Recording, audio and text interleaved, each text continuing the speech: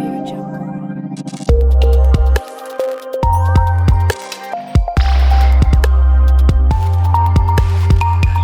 India TV9 news Maharashtra. Mumbai येथील दहशतवादी विरोधी पथकाने सोलापूर जिल्ह्यातील एका संस्थेवर कारवाई करून जवळपास 3 आरोपींविरुद्ध गुन्हा दाखल केलेला होता. त्यातील एका आरोपीला पोलिसांनी अटक केली तर दुसरे 2 आरोपी हे फरार झाले, त्यामुळे त्यांना अटक करता आली नाही. या प्रकरणामध्ये ज्या आरोपीला अटक झाली त्या आरोपीने न्यायालयामध्ये जामिनाचा अर्ज, तर जे 2 फरार आरोपी आहेत त्यांनी अटकपूर्व जामिनाचा अर्ज दाखल केलेला होता.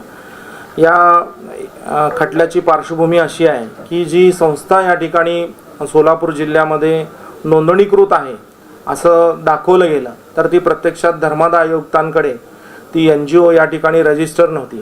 त्या संस्थेनं एक साधं डीड या ठिकाणी, ज्या ठिकाणी आपण खरेदीगत करतो त्या ठिकाणी नोंदणी केलेलं होतं आणि त्याचा नंबर या ठिकाणी आम्ही ही संस्था रजिस्टर केलेली आहे असं दाखवून त्या संस्थेच्या माध्यमातून नागरिकांकडून मोठ्या प्रमाणात जवळपास 10 कोटी 26 लाखापर्यंत रक्कम या सोलापूर जिल्ह्यातल्या संस्थेने गोळा केलेली होती.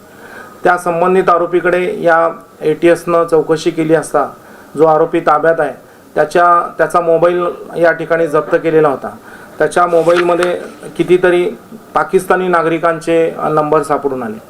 ही संस्था सुरू करण्यासाठी एक आंतरराष्ट्रीय स्तरावरची संस्था आहे की त्या संस्थेनं या संस्थेला जवळपास 8 लाख रुपयाची सुरुवातीला मदत केली होती आणि त्या 8 लाख रुपयावर ही संस्था चालवून त्यांनी नागरिकांकडून जवळपास 10 कोटीच्या वर रक्कम जमा केली.